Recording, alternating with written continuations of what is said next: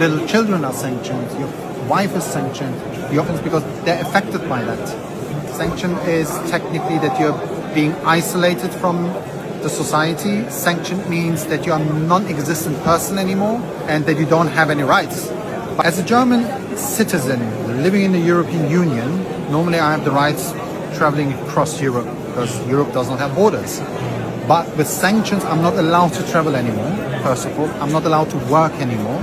I don't have the right to earn money. I don't have the right to pay my lawyers. I don't have the right to pay my foods. I always have to ask for permission by the German Federal Bank if I want to buy something. Just an example. If I go out with my child wants something to drink. And if I don't have money, cash, I need to ask the German Federal Bank for permission if I'm allowed to have more money to go to buy food or medicine or a bottle of water for my child. That is sanctions, and that shows what kind of rights do you have. You do not exist in the system anymore. Are you the first German journalist? I'm the first German journalist, German citizen journalist who's being sanctioned, who's living in Europe. That's a president case. So the sanctions grant you a certain amount of money for humanitarian reason to be able to survive. I was granted 506 euros that I'm allowed to use from my frozen account per month, and I'm living in Berlin, where the average rent is 1,500 euros, maybe. And you're not able to survive with 506 euros in a month with 2 children and wife.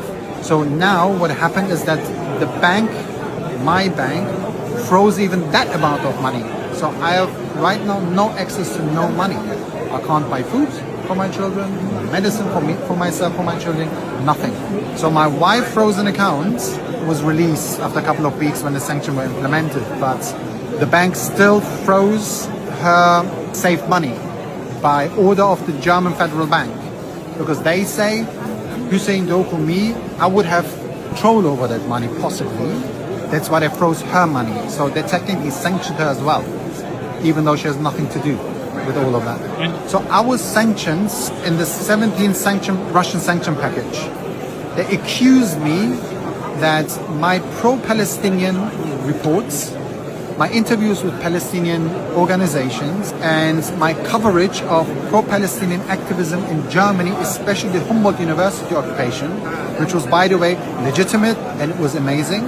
They accused me that these reports, critical with Israel, pro-Palestinian, are wrong, that I would create social discord, that I would create disinformation and terror propaganda, and because of that, only Russian state could benefit from these reports. That's why I'm labeled as a Russian disinformation agent. Did the German government call you a disinformation agent? So the EU called me propagandist, Russian disinformation, but the German government escalated even further.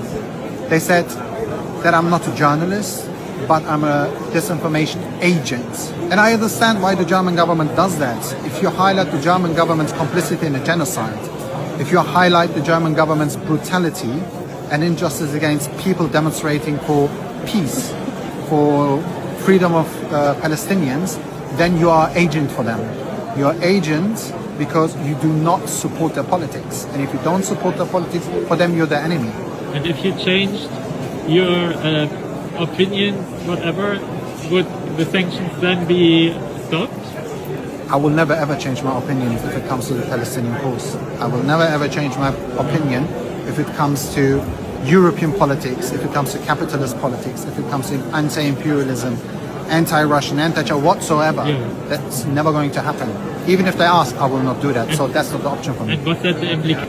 So the sanctions intend to silence everyone. The sanctions intend to make sure people do not criticize the politics of the European Union, which they say on their own. On the website of the European Union, it is stated sanctions are designed to target the non-illegal behavior of the person, so there can be a change in his behavior, so that person promotes the European foreign and security policy. That's dictatorship. That's authoritarianism. That's fascism. If you are not allowed to use your opinion. And you actually did criticize Russia. I also criticize Russia, yes. For me, Russia is an imperialist country. Is invading Ukraine. But for me, it's also European block an imperialist country is not better than Russia. I mean, we saw what the European Union or the so-called democratic West did in Afghanistan, in Libya, in Iraq. 500,000, that's official numbers. 500,000 people were killed. We see what they do in Palestine right now. They're supporting actively a genocide. How many people have been sanctioned and what are their legal options? I don't know how many people are sanctioned right now. I think something around like 50, 56 people are sanctioned in the same sanction packages that I am, and there's 18, 17, 19, 20. And the legal proceedings, you can go to the European Union and oppose it, and you can ask them to take the sanctions back, which my lawyers did. They said no, the sanctions are legitimate, we are not going to take them back, reverse them. So now what we did is we submitted our case at the European Court of Justice. Now we have to wait. It can take 2 months, 3 months, 2 years, 5 years. Until then, I'm still sanctioned. What if you disobey any sanction by accident? So if I would circumvent sanctions, Yeah. for example, if I would accept money from someone, if I would try to leave the country, etc., etc., etc., it could be I could go into jail. And everyone who supports me, for example, gives me publicly money, Yeah. or gives me gold or food or whatsoever, is technically considered as circumventing sanctions, which is also, you could go into jail, go to jail for that. And you are allowed to write and publish, but not for money. I'm allowed to work without compensation. I'm allowed to exist without earning money. I'm not allowed to earn any money, but the funny thing is the German state will still taxes from me for everything. So I'm not allowed to work, earn money, but you want money from me. Like, how is that going to work? The German government and the European Union, I mean the entire world, is being redesigned. We see that now the rule of law is gone. Yeah. It's now the rule of the strength, rule of the powerful. We have a wave of right-wing movements, parties being in the parliaments, like in Germany. The AfD is number one in the polls, I think, right now. We have right-wing governments across Europe. We have a fascist in the United States as a president. So in all this chaos, we have economic crisis, social uprisings, social unrest. Governments politicians try to stay in power. And now we have the options of liberal imperialism, fascistic imperialism. Choose. For us, it should be technically, we reject both of them.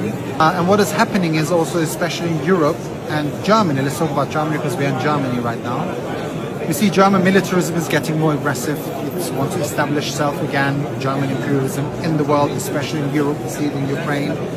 We see how it supports the active war against the Palestinians. I mean, it's not war, it's a genocide. Who's involved now again in the civil war in Syria, which is happening between former ISIS Jolani and the Kurds, the Alawites, the Druze people. Germany's active part in wars outside of Germany, but Germany is also waging a war inwards. Because to be able to wage a war outside, you need to silence people inside the country. And that is also a form of war. Silencing people, implementing laws that cut all your rights. I mean, we're talking now strengthening the police state in Germany. The Berlin Senate, I think, was decided that the German police in Berlin has the right to break into your house, implement spying tools without any court order. They're changing laws now where they want that you are guilty as long as you can't prove you're innocent. They're turning everything around. So there is a war inside against the society technically. So this is the Germany that we are living today. This is Europe, the world that we are living today. This sort of treatment of you as a journalist would only happen in a time of war. I'm not the indicator if we're in a war or not. What happened to me is happening for reasons that they're obvious for everyone, I think.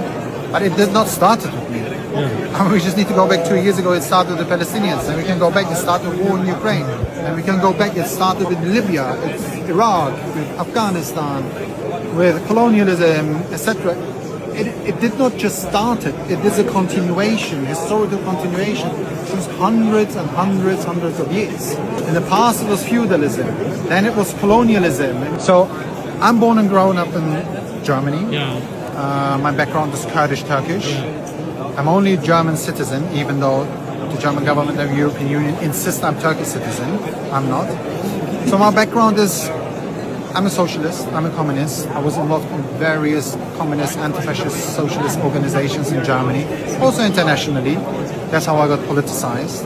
I started around 16, 17 years ago with journalism, with photographies, political photography, going on demonstrations, events, doing photography, then changed into videos.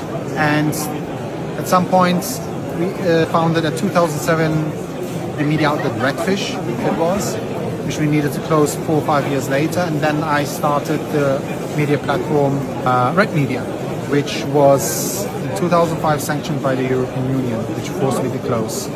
I read the Taz article by Nicholas Potter. Do you have anything to say about that article? I mean, Nicholas Potter is a foot soldier, a Zionist of the German Staat, and he is not only attacking me, he is attacking everyone.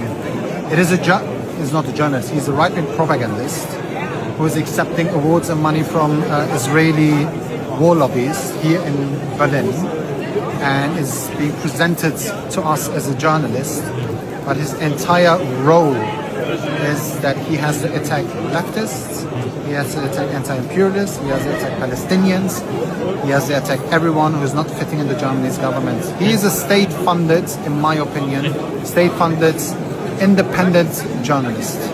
He did not only receive awards, he is also receiving money from the government, not maybe directly, but how the German government works is they have all these foundations. These foundations support other foundations who support projects. Where does the money come from? Also partially from the government.